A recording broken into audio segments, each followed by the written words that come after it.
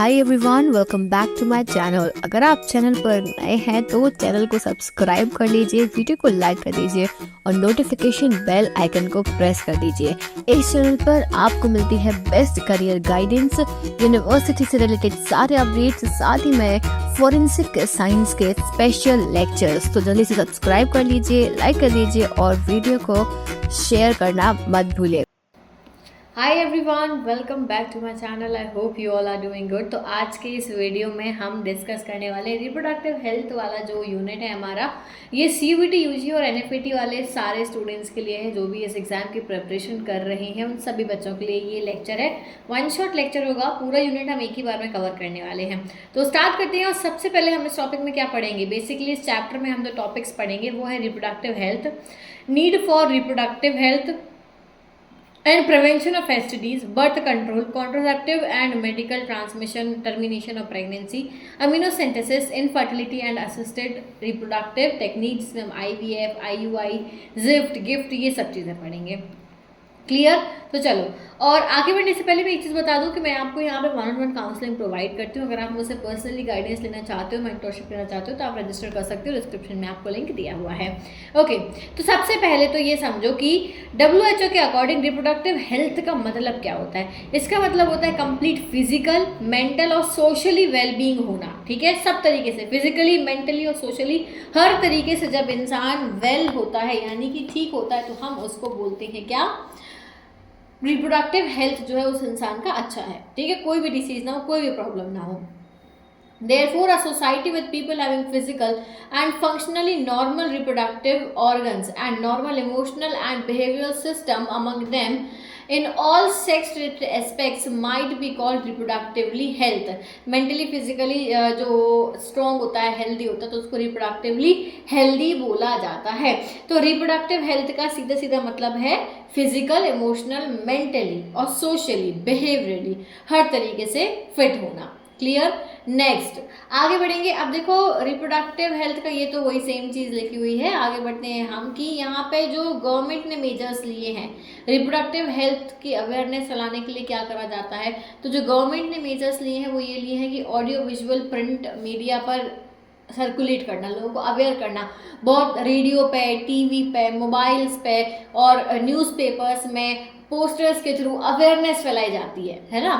फिर family members को aware करना, क्लोज रिलेटिव्स को अवेयर करना, स्कूल में सेक्स एजुकेशन प्रोवाइड करना, ये गवर्नमेंट ने स्टेप्स लिए हैं। Information about reproductive organs, adolescence and related changes, safe hygienic sexual practices, STDs, AIDS, इन सब के बारे में लोगों को एजुकेट करने का काम किया है। Educating people about birth control option. पहले क्या होता था, जब हम पुराने ज़माने की बात करें तो पहले हमारे ही अगर हम ग्रैंड पेरेंट्स देखें तो उनके भाई 8-8, 10-10 बच्चे होते थे। क्यों? क्योंकि उन्हें बर्थ कंट्रोल टेक्निक्स के बारे में ही नहीं पता। लेकिन अब जो है यहाँ पे जो स्लोगन चलता है, हम दो हमारे दो, बच्चे दो ही अच्छे, ये क्यों चलाया गया? ये जो बेसिकली वो लोग जो अवेयर नहीं है कि भाई इतने सारे बच्चे अगर हो जाएंगे तो हमारे इंडिया की पॉपुलेशन कहाँ से कहाँ पहुँच गई है, चाइना क्रॉस करके बैठे हैं अब तो भाई, इसीलिए पॉपुलेशन कंट्रोल करना बहुत ज़्यादा इंपॉर्टेंट है। तो बच्चे दो ही अच्छे is the slogan. In slogans के थ्रू लोगों को अवेयर किया गया, घर घर जाके जो है लोगों को चीज़ें समझाई गई, बर्थ कंट्रोल ऑप्शंस बताए गए, fertile couples, importance of breast feeding के बारे में बताया गया कि कितनी इंपॉर्टेंट होती है, मेल और फीमेल चाइल्ड को इक्वल इंपॉर्टेंस देना, और अगर फीमेल चाइल्ड नहीं होगी तो उसके क्या कॉन्सिक्वेंसेस हो सकते हैं, ये चीज़ें बताना, जिसकी वजह से आज हमारी सोसाइटी काफ़ी चेंज हुई है। आज की जनरेशन जो है वो कभी ये नहीं समझेगी कि पुराने टाइम के जो लोग हैं, हमारे भी पूर्वज जो रहे हैं, जो इतने ज़्यादा बुजुर्ग लोग हैं, उन्होंने क्या क्या चीज़ें फेस करी हैं, जो डिस्क्रिमिनेशन फेस करी है बॉयज़ और गर्ल्स में। आज हमारे टाइम पे जो है कोई भी चीज़ हमें ऐसी फेस करने नहीं मिलती। हम कोविड स्कूल्स में पढ़ रहे हैं, कॉलेजेस में पढ़ रहे हैं, इतनी आगे बढ़ रही हैं फीमेल्स, बट पहले ये सब नहीं चलता था। तो इसीलिए फीमेल्स जो है वो पढ़ ही नहीं पाती थी, स्कूल ही नहीं गई, पढ़ी ही नहीं है, फर्स्ट सेकंड थर्ड क्लास से भी ड्रॉप आउट कर लिया, कभी अपनी नानी दादी से पूछना, ये सब बातें। तो वो इस तरीके से होता था पहले कि एक डिस्क्रिमिनेशन किया जाता था। ये सब टीचिंग्स दी गई, पढ़ाया गया, लोगों को अवेयर कराया गया, तब जाके अब लोगों की जो सोच है, जो थिंकिंग है, उसमें बदलाव आया है। ठीक है, अनकंट्रोल्ड पॉपुलेशन ग्रोथ हो रही है, social evils, build up socially responsible healthy society, healthy society बनाने के लिए भी यहाँ पे अवेयरनेस इन टॉपिक्स पे गवर्नमेंट ने स्टार्ट की है। ठीक है, प्रॉब्लम्स क्या हो रही और भी देखो यहाँ पे और भी चीज़ें की गई हैं। Implementation of various action plans, बहुत सारे action plan, infrastructural facilities, professional expert बनाए, मटेरियल सपोर्ट दिया टू प्रोवाइड मेडिकल असिस्टेंस, हर इंसान को एक medical assistant care, reproductive health के थ्रू जो प्रॉब्लम्स होती है वो सब समझाना। जैसे प्रेगनेंसी के दौरान लोगों को अवेयरनेस नहीं थी, कैसे रहना है, क्या खाना है, क्या पीना है, कैसे केयर करनी है। बच्चा जो है कई बार जो है बच्चा फिजिकली या मेंटली एबनॉर्मल पैदा हो रहा था, तो वो काफ़ी सारे गलतियों की वजह से, लेकिन अब लोग अवेयर हैं।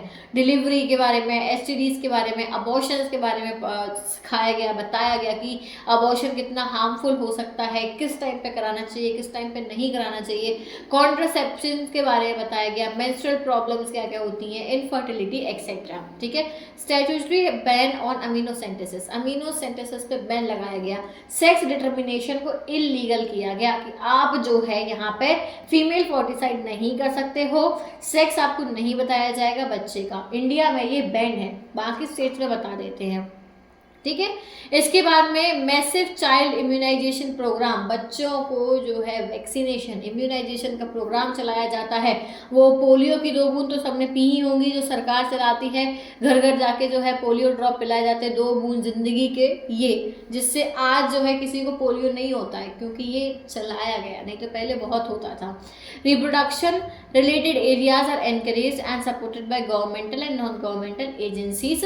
Improved reproductive health society, health society को इम्प्रूव किया गया, जो है मेडिकल असिस्टेंस बढ़ाए गए डिलीवरी के लिए। Better postnatal care, birth के बाद में जो है वो कैसे केयर करनी है बच्चे की, वो सिखाया गया, उसके लिए लोग बनाए गए। Decrease maternal and infant mortality rate, जो प्रॉपर डिलीवरी नहीं हो पाती थी, गांव वगैरह में क्या होता था कि कोई जो है आई ताई जो कुछ भी होती थी वही डिलीवरी कर रही है, आया वगैरह पता नहीं क्या ही नाम देते थे, उसकी वजह से क्या होता है कि नॉर्मल डिलीवरी कराओ, इसकी वजह से पेन की वजह से बच्चा और माँ दोनों की ही मौत हो जाती थी। ये बहुत देखने को मिलता था। बट अब जो है मैटरनल और इन्फेंट मोर्टेलिटी रेट काफ़ी डिक्रीज हो गया है। ठीक है, फैमिली, स्मॉल फैमिलीज को जो है बढ़ावा दिया गया कि बच्चे 2 ही अच्छे, हम 2 हमारे 2 वाला, small family is happy family, ऐसे करके स्लोगन चलाए गए। Better detection and cure of STDs, cure कैसे करना है एसटीडीज को, उनका डिटेक्शन होगा तब तो क्योर होगी, और कैसे जो है सेक्स रिलेटेड प्रॉब्लम्स होती हैं तो उनसे कैसे बचना चाहिए, क्या टेक्निक्स आपको अपनानी चाहिए, ये सब चीज़ें सिखाएगी। और आपके जो सिलेबस में भी ये इसीलिए इंक्लूड किया गया because you are in class 12। Class 12 का बच्चा इतना मैच्योर होता है कि उनको ये सब चीज़ें आनी चाहिए। ठीक है, पता होना चाहिए कि क्या होता है, जिससे कि आप अपने ऊपर भी अप्लाई करो फ्यूचर में जाके, और आप अपने से बड़ों को भी ये चीज़ सिखा सको, बता सको, और इन चीज़ों से फेमिलियर रहो। बिकॉज ये टॉपिक जो है सेक्स एजुकेशन आपको कोई नहीं देता है, एक टैबू बना रखा है कि नहीं हमें इस पर बात नहीं करनी है, but this is the most important topic जो मालूम होना चाहिए, जिसके बारे में बात होनी चाहिए। नॉट टू, इसलिए नहीं कि कोई गलत इन्फॉर्मेशन दे रहे हैं, इसीलिए कि आपको सब करेक्ट इन्फॉर्मेशन हो कि आप कोई गलती ना करें आगे जाके। ऐसे ना हो कि आपको कोई एसटीडी हो जाए, या आपको कोई प्रॉब्लम हो, या आपको कोई ऑलरेडी बॉडी में इश्यूज हैं, जेनेटिकली कोई डिसीज आपको ट्रांसफर हो, या आपको नहीं समझ में आ रहा है, तो ये सब इसीलिए आपको पढ़ाया जाता है कि that you have knowledge of each and everything, you are grown up child, you are enough to understand all these things, okay, you are smart enough। Okay तो चलो यहाँ पे लिखा है population explosion and birth control के बारे में। The increase in size and growth of human population, बढ़ती ही जा रही है। इंडिया की जो पॉपुलेशन है 1 मिलियन क्रॉस कर चुकी है। मुझे एग्जैक्ट पॉपुलेशन कमेंट सेक्शन में जरूर बताना कि अभी प्रेजेंटली सेंसेक्स जो वो हुआ है, क्या बोलते हैं, सेंसेक्स नहीं है, जो अभी जनगणना हुई है उसके हिसाब से हमारे इंडिया की पॉपुलेशन क्या है, एग्जैक्ट पॉपुलेशन क्या है, वो मुझे कॉमेंट में ज़रूर बताना। ठीक है, तो जनरली रीज़न क्या है, reasons decline and death rate कम हुए हैं। ठीक है, मतलब पॉपुलेशन कम करने का रीज़न जो है डेथ रेट कम हुई है, लाइफ स्पेन बढ़ी है। MMR डेक्लाइन इन मैटरनल मोर्टेलिटी रेट, यानी जो मदर्स होती, प्रेग्नेंट मदर्स का जो रेट था, जो डेथ रेट था, वो भी डेक्लाइन हुआ है। इन्फेंट का डेथ रेट कम हुआ है। Religious believe against birth control, वो जो male female, baby boy baby girl में जो डिफ्रेंशिएट करा जाता था, वो भी कम हुआ है। Lack of reproductive health knowledge, जो आपका रिप्रोडक्टिव हेल्थ नॉलेज है वो लैक हो रहा था, इसकी वजह से जो है इंफॉर्मेशन प्रोवाइड करना ज़रूरी था। अब देखो इन प्रॉब्लम्स जो थी, जो हमारी प्रॉब्लम्स हैं, क्या प्रॉब्लम्स थी? प्रॉब्लम सबसे पहले तो ये थी कि पर्सनल हाइजीन के बारे में नहीं पता, मेंस्ट्रुअल प्रॉब्लम के नहीं पता, प्रीनेटल पोस्टनेटल केयर के बारे में नहीं पता, जो प्रेग्नेंट मदर है उनको कैसे ट्रीट करना है, कैसे उनको अपनी केयर करनी है, वो नहीं पता, डिलीवरीज के बारे में कोई आइडिया नहीं, कॉन्ट्रासेप्टिव्स के बारे में कोई आइडिया नहीं, कंटिन्यूस पॉपुलेशन ग्रोथ होती जा रही थी, किसी को केयर नहीं मिल रही थी, जो मदर है और जो बेबी है उन दोनों का डेथ रेट बढ़ता ही जा रहा था, ठीक है। और लैक्टेशन, पार्चुरेशन और इन सब के बारे में कोई इन्फॉर्मेशन नहीं थी लोगों को। तो इसीलिए इन सब चीज़ों को ओवरकम करने के लिए क्या किया गया? तो देखो सबसे पहली चीज़ तो स्मॉल फैमिलीज़ की जो प्रॉब्लम, जो मोटिव है स्मॉल फैमिलीज़ का, ठीक है, बिगर फैमिलीज़ प्रॉब्लम है, तो स्मॉल फैमिलीज़ कैसे हो पाएंगी? जब इंसान कॉन्ट्रासेप्टिव मेथड्स का यूज़ करेगा तब स्मॉल फैमिलीज़ प्रमोट हो पाएंगी। समझ में आ गई बात, ठीक है। फिर कॉन्ट्रासेप्शंस प्रेगनेंसी, अनवांटेड प्रेगनेंसी को अवॉइड करते हैं, ठीक है। और awareness through media, poster, education system में ये इंक्लूड किया गया चैप्टर, जिससे कि अवेयर किया जा सके। Statutory raising of marriageable age, भाई जो एज है वो बढ़ाई गई, फीमेल की 18 की गई, मेल की 21 की गई। Incentives to couple with small families, जो स्मॉल फैमिली वाले होते हैं ना, कि जैसे आपकी एक लड़की है तो हम आपको जो है सरकार आपको पैसा देगी, ठीक है। गर्ल चाइल्ड को जो है पूरा गर्ल चाइल्ड का खर्चा जो है सरकार उठाने तैयार रहती है। तो एक है लेकिन सिंगल गर्ल चाइल्ड, एक लड़का हो सकता है एक लड़की है, लेकिन वो गर्ल चाइल्ड तो सिंगल ही है ना, तो उसके लिए बहुत सारे पर्क्स मिलते हैं। अगर आपके 2 ही बच्चे हैं तो ऐसे कपल्स को भी जो है इंसेंटिव दे रही है सरकार। तो ये सब स्टेप्स उन्होंने उठाए, सरकार ने उठाए, ठीक है। इसके बाद में आगे आते हैं, अब हम बात करते हैं बर्थ कंट्रोल की। बर्थ कंट्रोल कैसे किया जाए, अनवांटेड प्रेगनेंसी कैसे अवॉइड की जाए, अनवांटेड प्रेगनेंसी ना हो, क्योंकि 10-12 बच्चों को आज के टाइम पे पालना इज़ नॉट ईजी। 2 बच्चे ही लोगों के लिए होते कि बाप रे शैतान बिल्कुल, तो इसीलिए जो है, और ऑब्वियस सी बात है कि पॉपुलेशन काफ़ी इंक्रीज हो रही है, इसलिए पॉपुलेशन कंट्रोल बहुत ज़्यादा ज़रूरी है। That is the main M यही है कि तो यहाँ पे इसमें कॉन्ट्रासेप्शन का मेन एम क्या है? बर्थ को कंट्रोल करना, ठीक है, अनवांटेड बर्थ को कंट्रोल करना। इसके बाद में मोस्ट इंपॉर्टेंट स्टेप ये है स्मॉल फैमिलीज को प्रमोट करना, ठीक। प्रिवेंशन ऑफ कॉन्सेप्शन और fertilization of ovum during sexual intercourse, sexual intercourse के दौरान फर्टिलाइजेशन ना हो ओवम का, सिंपल, ठीक है। एक आइडियल कॉन्ट्रासेप्टिव कैसा हो सकता है? एक अगर कोई आइडियल कॉन्ट्रासेप्टिव की हम बात करें तो वो कैसा हो?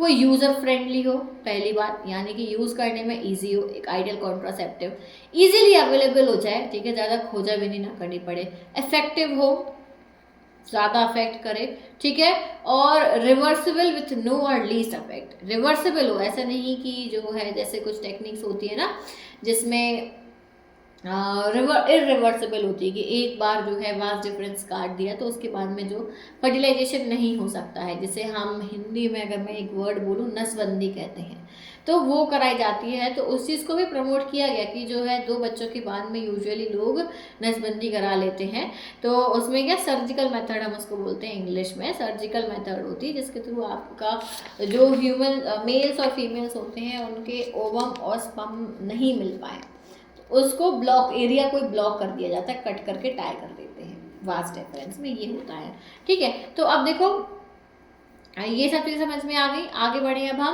अब टाइप्स ऑफ कॉन्ट्रासेप्टिव, कितने तरीके के कॉन्ट्रासेप्टिव हो सकते हैं। तो पहली चीज़ तो यार एक चीज़ समझ लो, हाँ ये लिखे हैं टाइप्स ऑफ कॉन्ट्रासेप्टिव, या इन्हें हम बोलेंगे method of birth control. Birth control method है यहाँ पे।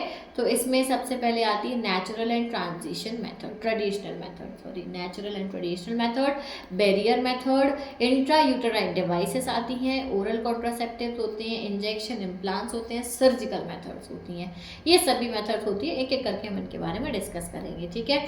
सबसे पहले नेचुरल मेथड में क्या होता है, इसे हम बोलते हैं पीरियोडिक एब्स्टिनेंस, यानी कि जो कपल होता है वो अवॉइड करता है कोइटस कब, जब 10 to 17th डे चल रहा हो मेंस्ट्रुअल साइकिल का, जब ओव्यूलेशन एक्सपेक्टेड होता है तो इस टाइम पर कोइटस ना किया जाए। No intercourse, no fertilization, simply natural method है। फिर विड्रॉल और कोइटस इंटरप्टस, ये सेकंड टेक्निक होती है नेचुरल में। तो मेल पार्टनर जो होता है, he withdraws his penis from the vagina just before the ejaculation so that it will avoid insemination. Simple, ठीक है, एजैकुलेशन के पहले पीनस को विड्रॉ कर दिया जाता है फ्रॉम वजाइना, जिससे कि जो है फर्टिलाइजेशन नहीं होता है। इसके बाद में lactational amenorrhoea, based on the fact that ovulation cycle do not occur during the period of intense lactation के दौरान, पार्चुरेशन के बाद लैक्टेशन पीरियड आता है, उस दौरान पे जो है यहाँ पे ओव्यूलेशन नहीं होता है कुछ टाइम के लिए, तो उस टाइम में फर्टिलाइजेशन के चांसेस नहीं होते हैं, तो तब कोइटस हो सकता है। इसके बाद में दूसरी आती है इंट्रायूटेराइन डिवाइसेस। इंट्रायूटेराइन डिवाइसेस में आता है कॉन्डम, डायफ्राम, सर्वाइकल कैप या वॉल्स। तो यहाँ पे आप देख सकते हो कि ये कॉन्डम है, यहाँ पे मेल कॉन्डम है, ये फीमेल कॉन्डम है, जिसे डायफ्राम बोला जाता है। तो ये अवेलेबल होते हैं, सर्वाइकल कैप्स भी अवेलेबल होते हैं, क्लियर। ये है डायफ्राम जो फीमेल्स यूज़ करती हैं, ये फीमेल कॉन्डम है, क्लियर। ये चीज़ें अवेलेबल होती हैं, रीजनेबल, इजीली अवेलेबल और इफेक्टिव है ये। इसके बाद में फिजिकल बैरियर्स की हम बात करें, जो बैरियर मेथड आती है, तो बैरियर मेथड में use only by females he use करती हैं। एक होता है नॉन मेडिकेटेड, जिसमें फेगोसाइटोसिस ऑफ स्पर्म, ठीक है, जिसमें आता है लिपिस लूप, एक लिपिस लूप नाम की चीज़ आती है। सेकेंड आता है कॉपर रिलीजिंग। कॉपर रिलीजिंग क्या होता है, कॉपर रिलीज होता है जो कि स्पर्म की मोटिलिटी को कम कर देता है। तो स्पर्म जब मूव ही नहीं कर पाएगा तो वो फर्टिलाइज नहीं कर पाएगा, जिसमें जिसे CUT या CU7 बोलते हैं, कॉपर टी बोलते हैं, जैसे कॉपर टी, ये कॉपर रिलीजिंग होता है, इसका यूज़ करते हैं। फिर हार्मोन रिलीजिंग, तो हार्मोन रिलीजिंग में क्या होता है, यूट्रस को ही अनस्टेबल बना देते हैं कि वहाँ इम्प्लांटेशन ही ना हो पाए, फर्टिलाइजेशन होने के बाद इम्प्लांटेशन ही नहीं हो पाएगा। जैसे LNG-20 या प्रोजेस्ट्रेट ये यूज़ किया जाता है, तो ये फीमेल्स के लिए हैं, फिजिकल बैरियर्स फीमेल्स के लिए। अब हम बात करें ओरल कॉन्ट्रासेप्टिव्स, तो इसमें दवाइयाँ आती हैं, पिल्स आती हैं। तो स्मॉल डोजेज ऑफ प्रोजेस्ट्रॉन या प्रोजेस्ट्रॉन एस्ट्रोजन कॉम्बिनेशन लिए जाते हैं, टैबलेट, कैप्सूल, पिल्स लिए जाते हैं पीरियड ऑफ 21 डेज के पीरियड में।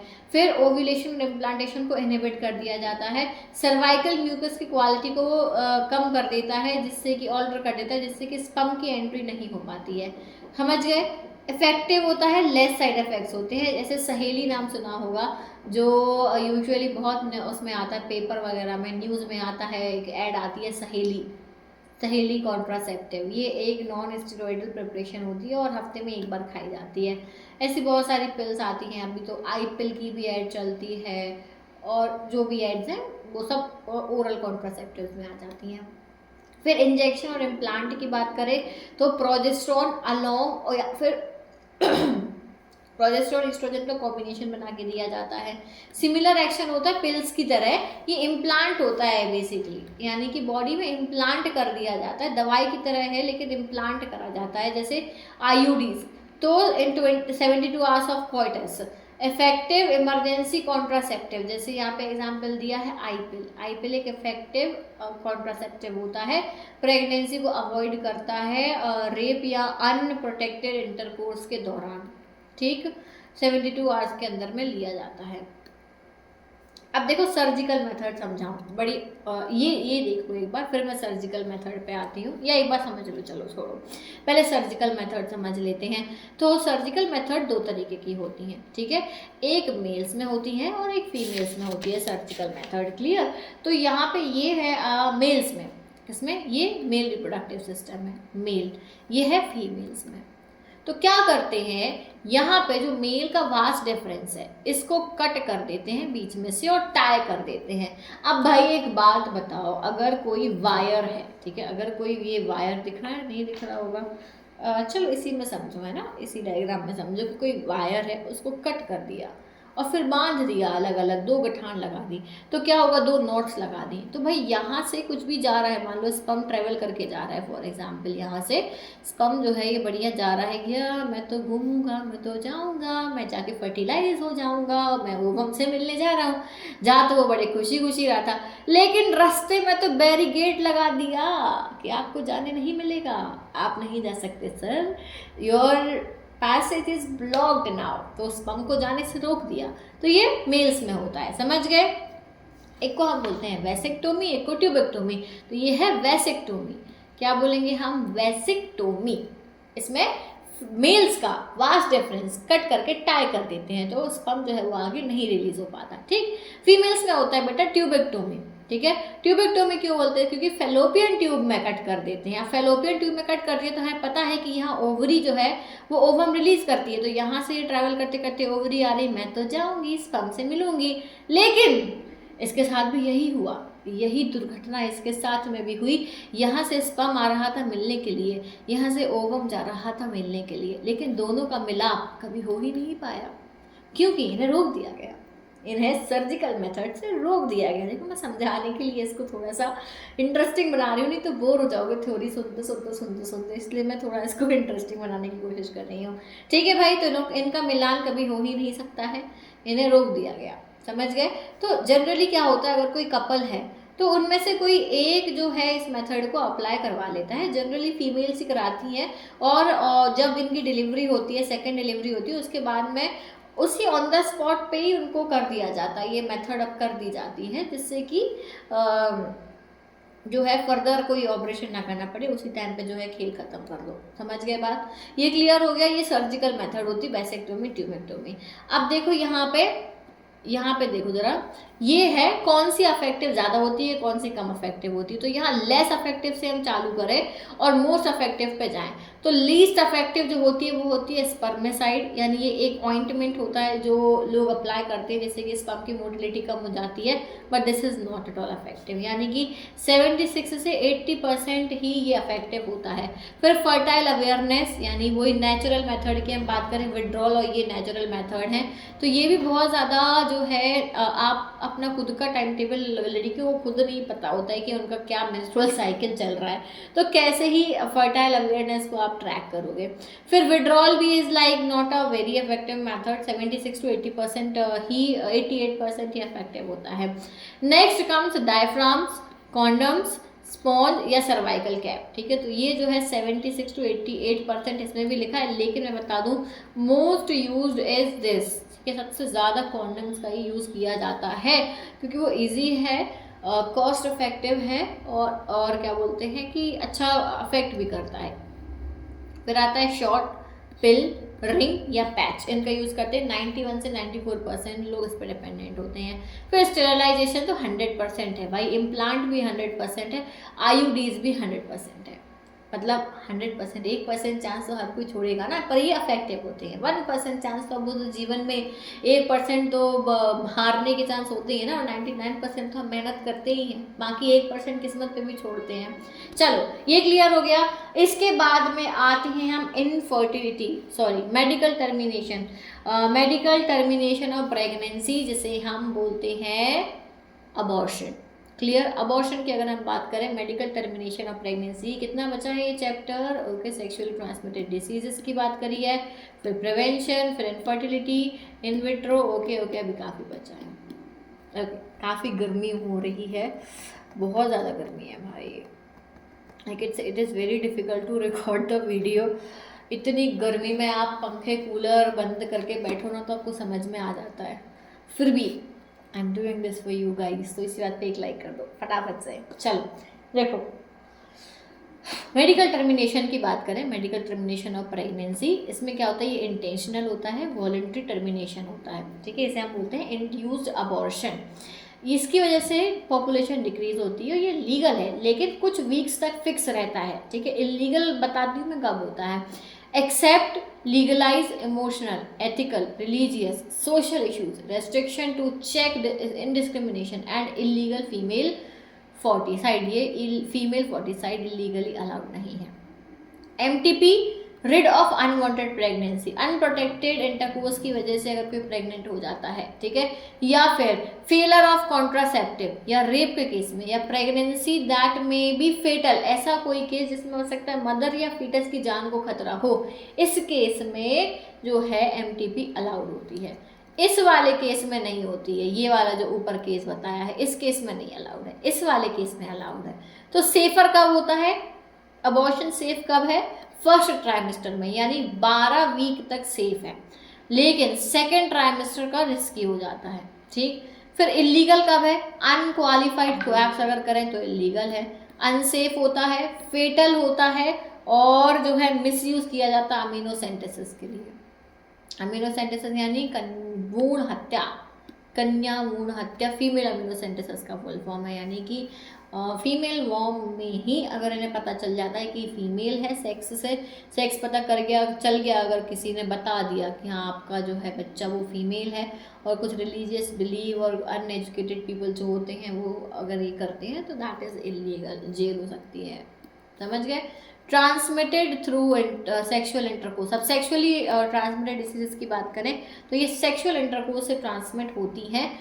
ऑल्सो रिप्रोडक्टिव ट्रैक्ट इन्फेक्शन भी बोलते हैं, example gonorrhoea, syphilis, genital herpes, chlamydiasis, genital warts, trichomoniasis, hepatitis B, HIV, ठीक है। HIV इज मोस्ट डेंजरस क्योंकि इसका कोई क्योर नहीं है, हेपेटाइटिस बी का भी कोई क्योर नहीं है, क्लियर। नेक्स्ट, अब देखो मोड ऑफ ट्रांसमिशन, STDs कैसे ट्रांसमिट होती हैं, सेक्सुअल कांटेक्ट हो इन्फेक्टेड पर्सन से, या फिर इन्फेक्टेड निडल ट्रांसफर हो जाए तब भी हो सकता है, अनस्टेरिलाइज्ड सर्जिकल इंस्ट्रूमेंट्स का यूज़ करा जाए तब भी हो सकता है, ट्रांसफ्यूजन ऑफ ब्लड, भाई इन्फेक्टेड पर्सन का ब्लड एक हेल्दी पर्सन में डाल दें तो भी हो सकता है, मदर से फीटस को हो सकता है, except hepatitis B, genital herpes and HIV infection other are curable, ये क्यूरेबल नहीं है, इनका कोई भी इलाज नहीं है, सोचो इतना डेंजरस है। नेक्स्ट, अब यहाँ पे और डिसीजेस के नाम दिए हुए हैं, इनको आप एक बार रीड कर लेना कि ये सारे डिसीजेस हैं, इनका कॉजिंग एजेंट है और यहाँ पे डिटेक्शन टेक्निक है, क्लियर। चलो, प्रिवेंट कैसे करें STD को, STD को अगर प्रिवेंट करना है तो सबसे पहली चीज़ avoid sex with unknown person के साथ में इंटरकोर्स को अवॉइड करें, मल्टीपल पार्टनर्स के साथ में अवॉइड करें, हमेशा कॉन्डम्स का यूज़ करें during quarters. In case of doubt must consult doctor for early detection, doctor से कंसल्ट करें अगर कोई डाउट लग रहा है तो। कंप्लीट ट्रीटमेंट लें, डायग्नोसिस कराएं, अगर डायग्नोस होता है तो कंप्लीट ट्रीटमेंट लें, ओके, और उसके बाद में जो है उसको क्योर करवाएं। अब इनफर्टिलिटी क्या होता है, इनफर्टिलिटी का मतलब होता है कि unable to produce children in spite of unprotected sexual cohabitation, यानी कि बच्चे नहीं हो रहे हैं, सीधी बात ये है, तो वो इनफर्टाइल कहलाते हैं। रीजंस क्या हो सकते हैं, physical, congenital, disease, drug, psychological, ठीक है। इफ नॉट ट्रीट नहीं किया तो प्रॉब्लम हो सकती है। देखो, अब देखो 5 फैक्टर्स होते हैं जो वुमेन की फर्टिलिटी को अफेक्ट करते हैं। पहला एज फैक्टर, दूसरा स्मोकिंग, तीसरा एल्कोहल, फिर ओवरवेट या अंडरवेट होना भी अफेक्ट करता है। इमोशनल फैक्टर्स की वजह से हार्मोनल इम्बैलेंस अगर है तो भी प्रेगनेंसी में प्रॉब्लम आएंगी, क्लियर। इसके बाद में अब इनफर्टिलिटी कंट्रोल है, मान लो अब इनफर्टाइल है कोई, तो फिर क्या किया जाए, तो देखो ऑप्शंस बताऊं मैं। सबसे पहला ऑप्शन है IVF, ठीक है, IVF यानी इन विट्रो फर्टिलाइजेशन, IVF, ठीक है। इस मेथड में क्या होता है, ओवा लिया जाता है, ठीक है, ओवा फ्रॉम डोनर मदर, डोनर होती है कोई मदर है जिसका जो है ओवा हेल्दी है, ठीक है, ओवा हेल्दी है, तो उनसे लेते हैं, और स्पर्म लेते हैं हस्बैंड से या फिर डोनर से, ठीक है, डोनर या हस्बैंड किसी से भी ले सकते हैं। उसको जो है कलेक्ट करके फ्यूज कराया जाता है लेबोरेटरी में, इन विट्रो, ठीक है, जैसे हम टेस्ट ट्यूब बेबी का नाम देते हैं कि यहाँ से हमने ओवम लिया, यहाँ से हमने स्पर्म लिया, दोनों को फ्यूज करवाया, फ्यूज कराने के बाद में बॉडी में इंजेक्ट कर दिया जाता है। जब जाइगोट बन जाता है तो बॉडी में इंजेक्ट कर देते हैं, इंजेक्ट करने के बाद में वो बेबी वहाँ पे आराम से ग्रो कर रहा है मदर की यूट्रस में। सिंपल, ये देखो यहाँ पे लिखा है ना, ये देखो यहाँ पे लिखा है, फर्स्ट एग पिकअप, एग लिया, फिर स्पर्म प्रिपेयर किया, एग फर्टिलाइज कराया, एम्ब्रियो डेवलप कराया और एम्ब्रियो ट्रांसफर करा दिया, क्लियर।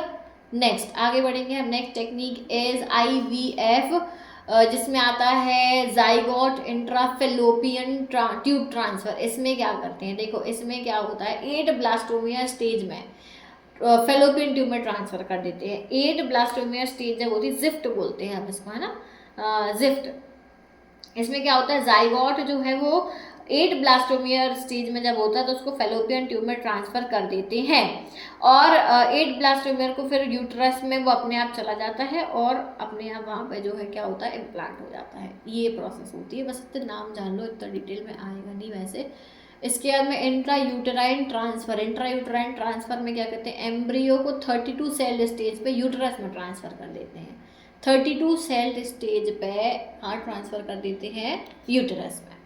क्लियर? ओके, बहुत ही गर्मी है। फिर आता है गिफ्ट। इसमें क्या होता है, ओवम को कलेक्ट करते हैं डोनर से और फीमेल के में इंसर्ट कर देते हैं, बस समझ गए। और फिर स्पर्म को उसी में बॉडी में ही इंजेक्ट करते हैं, बॉडी में ही उसका फर्टिलाइजेशन कराते हैं। फिर आता है इंट्रासाइटोप्लाज्मिक स्पर्म इंजेक्शन। तो स्पर्म को डायरेक्टली ओवम में इंजेक्ट करते हैं और जाइगोट बनवा देते हैं, बस। क्लियर? ये हो गया, ये हो गया। फिर एक आर्टिफिशियल इंसेमिनेशन होता है कि स्पर्म जो होते हैं वो स्पर्म कलेक्ट करके लेबोरेटरी में प्रोसेस करते हैं और फिर फीमेल के यूट्रस में इंजेक्ट कर देते हैं। ये होता है एक artificial insemination. That is it everyone. काफ़ी जो है चैप्टर मैंने काफ़ी नहीं पूरे ही पढ़ा दिया है। इस चैप्टर में इतना ही था पढ़ने के लिए। पूरा मैंने आपको यहाँ पे एक जो बोलना चाहिए चैप्टर का रिवीजन करा दिया है। आई होप ये आपके लिए हेल्पफुल होगा और ऐसे ही लेक्चर्स आते रहेंगे। तो चैनल को सब्सक्राइब कर लेना, और अगर आप एनएफईटी की प्रिपरेशन कर रहे हैं तो मेरे सेकंड चैनल पे जो है मेन वाला जो चैनल है, सब फॉरेंसिक साइंस की भी क्लासेस हो रही है, तो उसको भी सब्सक्राइब करना मत भूलना। Thank you so much for watching this video. I will see you soon in the next video. Till then take care, bye bye.